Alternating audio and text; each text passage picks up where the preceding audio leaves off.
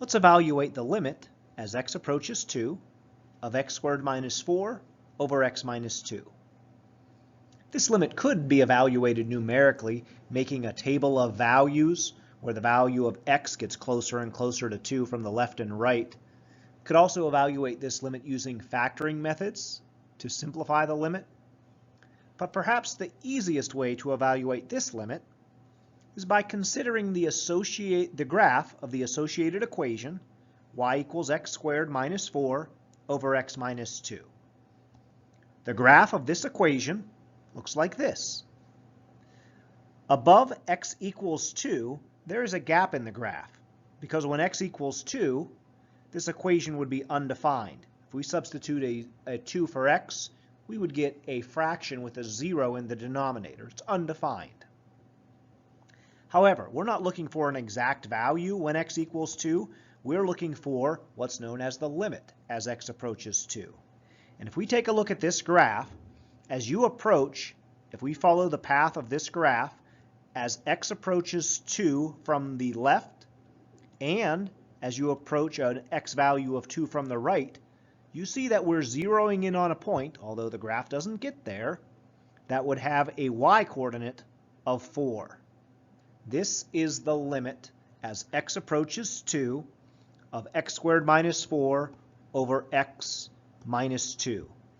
It's the y value that the graph looks like it's approaching from the left and the right as x approaches 2, in this case 4.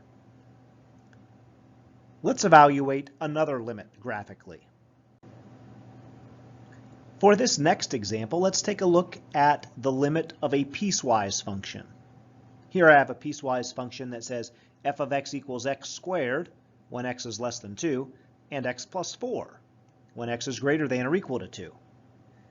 Again, we'll find the limit as x approaches 2 of f of x, and we'll determine what this limit is by taking a look at the graph of the associated equation y equals f of x.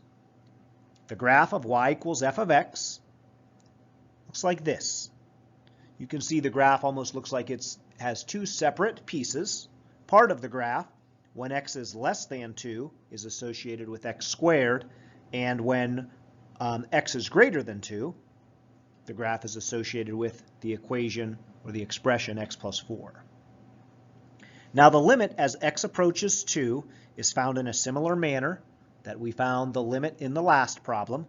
We take a look at, we're looking for the y value that the graph is approaching as we approach 2 from the left and the right. But here something different is happening. As you approach x equals 2 from the left side of this graph, it looks like we're approaching a point that would have a y value of 4. However, from the right, the graph is approaching and actually gets to a point that has a y value of 6. When you're approaching a different point from each side, the limit does not exist at that x value. The limit as x approaches 2 from the left and right is approaching different y values. The graph is approaching a point that has a different y value from the left and the right, approaching different points.